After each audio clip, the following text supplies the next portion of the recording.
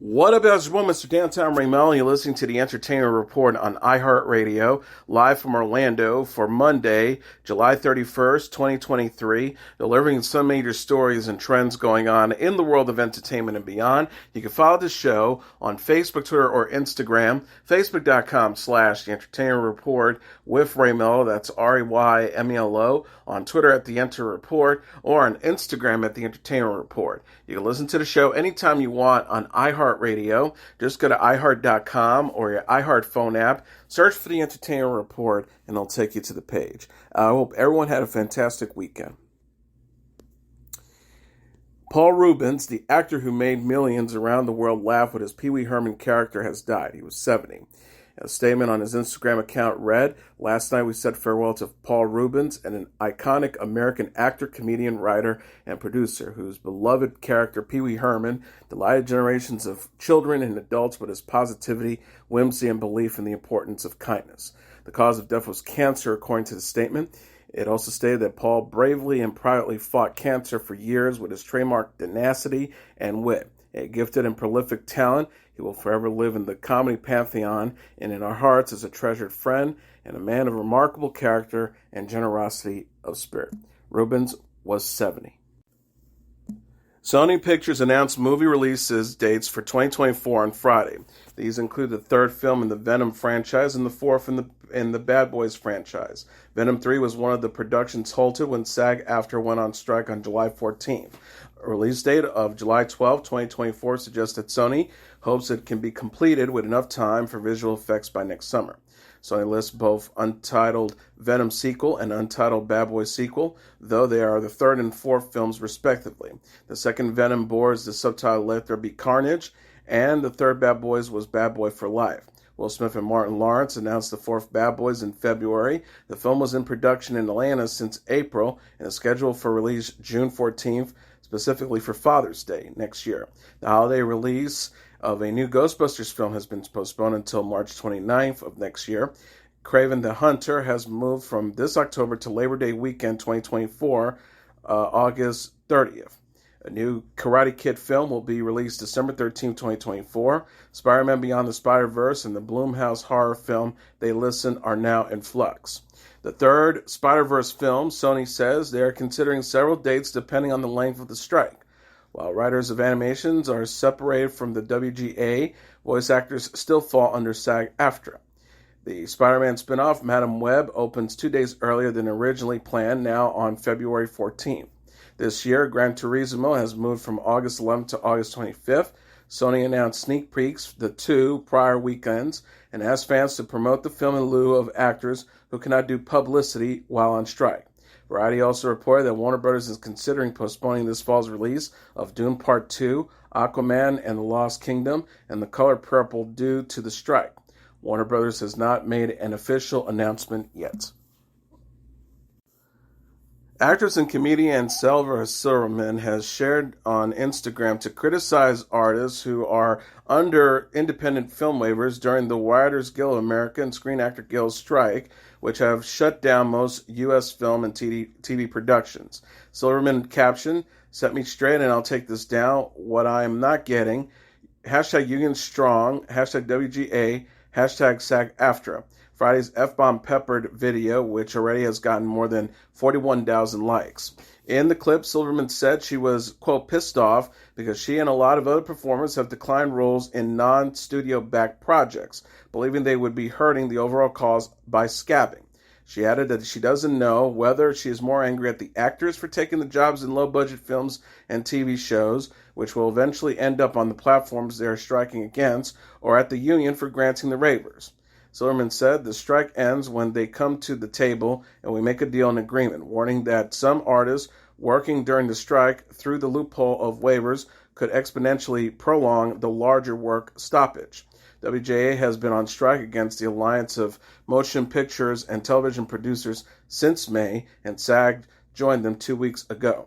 Comedian and filmmaker Bobcat Goldthwait backed Silverman's sentiments. He wrote, "I agree 100%. Plus, are new pages being written on these shoots or rewriting being done on sets? I've never been on a movie with no rewrites. Thanks for saying that." Writer and comedian Paul Scheer says it's truly uncutting the strike. The fact that the interim agreements reverts to whatever is agreed to at the end of the strike is a losing proposition. My pitch is don't make them interim agreements, just make them agreements to the current demands that do not revert to the AMPTP strikes settlement. He also added, then stipulate that the producer can only sell the movie show with those new deals pointing there. This is what is at least sort of a real win. Also, there are trade articles about how producers are just delaying signing the streamer portions of their deals to be indie and to get waiver, fully knowing they will sign when the time comes. But others offer different perspectives. So this Chanel says, I think we are striking certain particular contractual agreements with the AMPTPs not at all working. Juliette Lewis added, call me an idealist, but my hope is that there is a big mid-range indie movie renaissance that goes into theaters that are not waiting to be sold streamers, and that this formula and model gets broken and interrupted and threatened of going to streamers. This is my big hope and optimism with these productions. She also added, also my brother who's a laborer, I would love him to work on an independent production. A bunch of my friends in other states have their unemployment checks run out, so if there's movie productions that are not going to streamers, I'm for it for my crew and family. And in a related story, Oscar-winning actress Viola Davis has stopped working on her action thriller G20 due to the ongoing Writers Guild of America and Screen Actor Guild's American Federation of Television and Radio Artists strikes. Production on the Amazon Studios and the MRC Film project was allowed to continue despite the labor stoppages because SAG-AFTRA granted it a waiver. Davis said in a statement Saturday, I love this movie, but I do not feel that it would be appropriate for this production to move forward during the strike. I appreciate that the producers on the project agree with the decision. Juby Productions and I stand in solidarity with actors, SAG-AFTRA, and the WGA. Davis was set to play the President of the United States in the movie about a terrorist takeover of the Titier Summit. Her announcement came shortly after actress and comedian Sarah Silverman called out some of her fellow artists for scabbing during the strike by continuing to work on projects that have been granted waivers while many other writers and performers stayed at home or walked picket lines. Charlie Kaufman, who is known for helming eclectic movies such as Being John Malkovich and Adaptation, is being honored at the Sarajevo Film Festival. Kaufman will be presented with the honorary Heart of Sarajevo honor at the 29th edition of the film festival, which is set to run August 11th to the 18th. Jovan Marjanovic, the director of the Sarajevo Film Festival, said in a statement on Monday, we're thrilled that after 15 years we are welcoming back to the Sarajevo Film Festival one of the most significant, well-renowned screenwriters and directors and honor him for his work and dedication to the art of filmmaking. Charlie Kaufman is an extraordinary filmmaker whose films, though filled with bit humor, compels us to contempt existential depth of the human experience. Kaufman's body of work also includes Human Nature, Confessions of a Dangerous Mind, Eternal Sunshine of the Spotless Mind, Synecdoche, New York, I Think About All Ending Things, and Amnesia. Last year, Jesse Eisenberg, Ruben Östlund, Sergei Lanista, and Paul Joseph Schrader were chosen to receive the award. The BBC and Netflix are working together on a 6-part drama about the 1988 Lockerbie airline bombing and the joint Scotland-U.S. investigation that followed. Filming is slated to take place later this year in Scotland, Malta, and Toronto, according to a press release from the network and streaming service Monday. No casting has been announced yet, but Line of Duty and CB Strike director Michael Killier will helm the project. 270 people were killed when a bomb aboard Pan Am Flight 103 exploded over the small Scottish town of Lockerbie. The flight had been on its way to New York's JFK from London's Heathrow at the time of the incident, which was the worst terrorist attack on British soil and the first major one of U.S. citizens in history. Jonathan Lee said in a statement, the Pan Am 103 disaster and the global manhunt it spawned was a defining event in world history, one that contains so many instances of resilience and courage that deserves to be honored and understood. It's a privilege to write this story for the screen. Former Libyan intelligence officer Abiel al-Megrathi was the only person convicted in the Lockerbie bombing. He was released from prison in 2009 on compassionate grounds after a terminal prostate cancer diagnosis. Abu Aguila Mohammed Maus Akir Akrimi faced 3 federal charges, 2 of aircraft destruction resulting in death and 1 of destruction of a vehicle used in a foreign commerce by an explosive. He pleaded not guilty in February of this year but faced life in prison if convicted. El Marari was taken into custody in December. Production on the Peacock soap opera Days of Our Lives has been shut down since Sony Pictures Television wrapped its investigation into misconduct allegations against director and co-executive producer Albert Alar.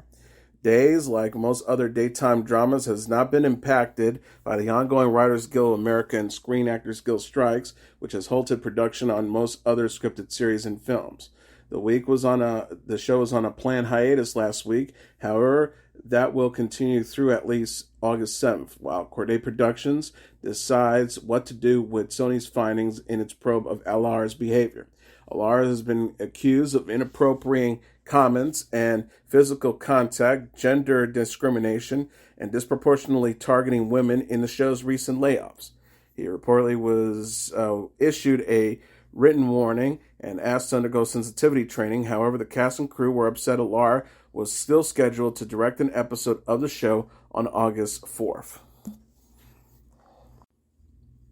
Hulu has canceled the musical comedy Up Here after 1 season. Variety, The Hollywood Reporter, and Deadline reported the news on Friday. With music by Frozen and Coco songwriters Kristen Anderson Lopez and Robert Lopez, the show premiered in March and followed aspiring writer Lindsay, played by Mae Whitman, as she meets Miguel, played by Carlos Valdez, by chance in a Manhattan bar. Sparks fly immediately, and the characters sing their hearts out, but both let their insecurities, fueled by the voices in their head, personified by their parents and other loved ones, get in the way.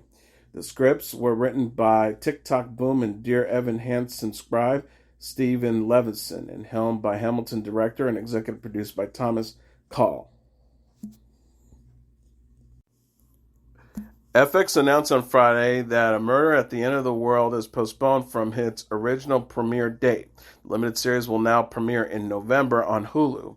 Murder was originally scheduled to premiere August 29th. The shift follows the Emmys postponing the September ceremony and Sony Pictures moving some fall releases to next year due to the ongoing Writers Guild of America and SAG-AFTRA actors strike. Britt Marley and Zal Batmangel created and directed the 7-episode series. They are also executive produced with Andrew Sperling, Melanie Marnick, and Nikki Paluga. Emma Corrin stars as Darby Hart, a hacker invited to a billionaire, played by Clive Owen's remote retreat. When one guest is murdered, Hart investigates. The show was filmed in Iceland, New Jersey, and Utah. Marling, Harris Dickinson, Alice Braga, Joan Chen, Raul Esparza, Jeremy Flower, Ryan J. Hadid, Pagan Ferradoni, Javi Khan, Louis Cancelme, Eduardo Ballerini, Brittany Selbert, Christopher Gurr, Cal Fantillo, Daniel Olson, and Neil Huff also star. Marley and Batmangel also created the Netflix series The OA, which also starred Marley. Oscar-winning Everything Everywhere All at Once actress Michelle Yeoh has married ex-Ferrari CEO Jean Todt in Switzerland. The New York Post, People.com, and CBS News reported the Happy News Friday. Brazilian racing driver Felipe Massa, one of the guests, shared photos from the occasion on his Instagram account. Massa wrote, "Happy marriage, hashtag Jean Todt and Michelle Yeoh, love you so much," along the picture gallery, and a screenshot of the couple's wedding program, which said Yeoh and Todt got engaged in 2004 after less than 2 months of dating. Todd tweeted, "Now that my other son, Amasi Felipe 19, has discreetly spread the good news, I can happily confirm the union with the love of my life." Todd also retweeted a post from Ahmed Steiner, the administrator of the United Nations Development Program, which included a photo of Todd and Yeoh cutting the wedding cake. Steiner said, "Congratulations to hashtag Michelle Yeoh and Jean Todt on their wedding. Wonderful news. I wish them many happy years together and thank them for both for their untiring commitment as at UN Special Envoy and UNDP Goodwill Ambassador." Yeoh became the first Asian woman in history to win the Best Actress Oscar in March. Kanye West's account on X, formerly known as Twitter, has been reinstated after an 8-month ban over offensive and anti-Semitic tweets. West's account became active again on Saturday, according to NBC News, though he has not posted anything since. The most recent tweet that can be seen on his account is him alleging that he caught Golden State Warriors star Chris Paul with his ex-wife Kim Kardashian.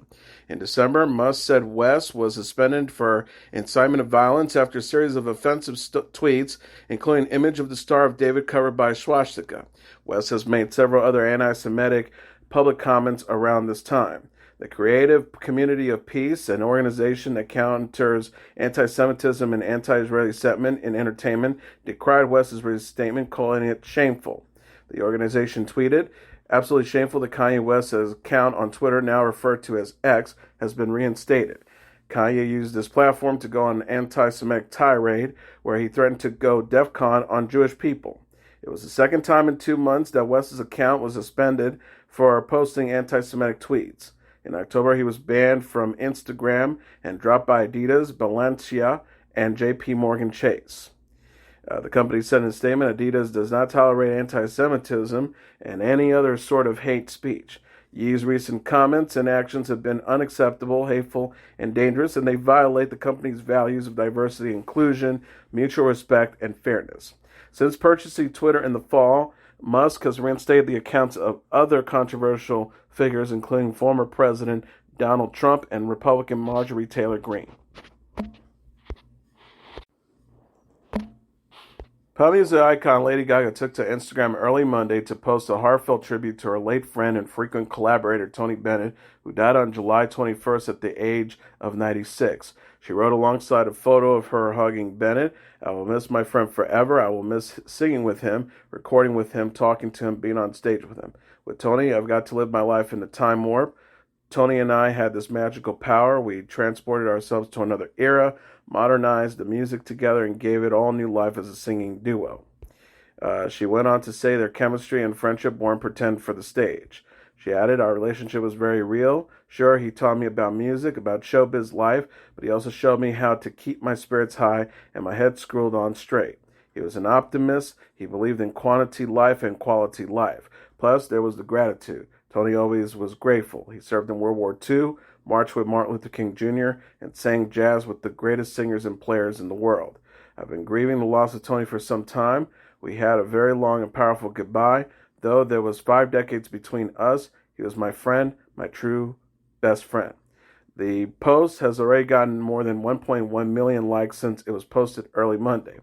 Bennett revealed his 2016 Alzheimer's diagnosis in an interview with AARP magazine in February 2021. As the story broke, he tweeted, "Life is a gift, even with Alzheimer's. Thank you to Susan and my family for their support, and at AARP, the magazine, for telling my story." Bennett continued to tour until the coronavirus pandemic shut down live performance in 2020. He officially retired from public life at the age of 95 in August 2021 after a pair of triumphant farewell concerts he headlined with Lady Gaga at New York City's Radio City Music Hall. Bennett has been had expected to go back on the road to perform 6 more solo concerts that were postponed because of the pandemic, but his son and manager Danny Bennett told Variety that after the Gaga gigs, there won't be any additional concerts. Rapper Cardi B yelled and threw a microphone at an audience member who tossed a cup of liquid at her while she was performing in Las Vegas Saturday. TMZ said the music artist was soaked in the incident at Dre's Beach Club, but it is unclear if the microphone she lobbied back made contact with its intended target. Security led the cup tosser out of the venue. UPI has reached out to the Las Vegas Metro Police Department seeking information about the alleged altercation. The performer has not publicly commented about the interaction on her social media accounts, but a video of the exchange has been posted online. The Hollywood Reporter noted this is the latest in a string of incidents in which fans have hit performers with items they have thrown on stage. Bebe Rexha, Chelsea Ballerini, and Drake were all struck by items. Lil Nas X had sex toys thrown at him, and Pig had a fan place what was purportedly her mother's cremations in front of her during a live show. Cardi B and her husband Offset released a new single and music video for their song Jealousy on Friday. Taylor Swift's Speak Now, Taylor's version, is the number one album in the United States. Coming in number 2 on the Billboard 200 charts dated Saturday is Morgan Wallen's One Thing at a Time, followed by Peso Pluma's Genesis at number 3, Swift's Midnight's at number 4, and Wallen's Dangerous the Devil album number 5. Rounding up the top tier are Swift's Lover at number 6, SZA's SOS at number 6, Lil Uzi Vert's Pink Tape at number 8, Gunna's A Gift and a Curse at number 9, and Swift's Folklore at number 10. And finally, the Margot Robbie, Ryan Gosling movie Barbie is the number one movie in North America for a second week in a row, earning an additional $93 million in receipts, BoxOfficeMojo.com announced on Sunday. Coming in number 2 is Oppenheimer with $46.2 million, followed by Haunted Mansion number 3 with $24.4 million, Sound of Freedom number 4 with $12.4 million, and Mission Impossible Dead Reckoning at number 5 with $10.7 million.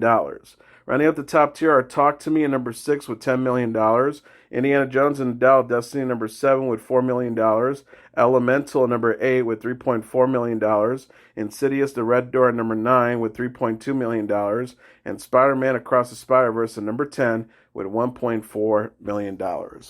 And as the Entertainment Report for Monday, July 31st, 2023, I'm your host, Mr. Downtown Melo. I'll be back tomorrow to deliver some major stories and trends going on in the world of entertainment and beyond. You can follow the show on Facebook, Twitter, or Instagram. Facebook.com/The Entertainment Report with Ray Melo. That's RAYMELO. On Twitter at The Enter Report, or on Instagram at The Entertainment Report.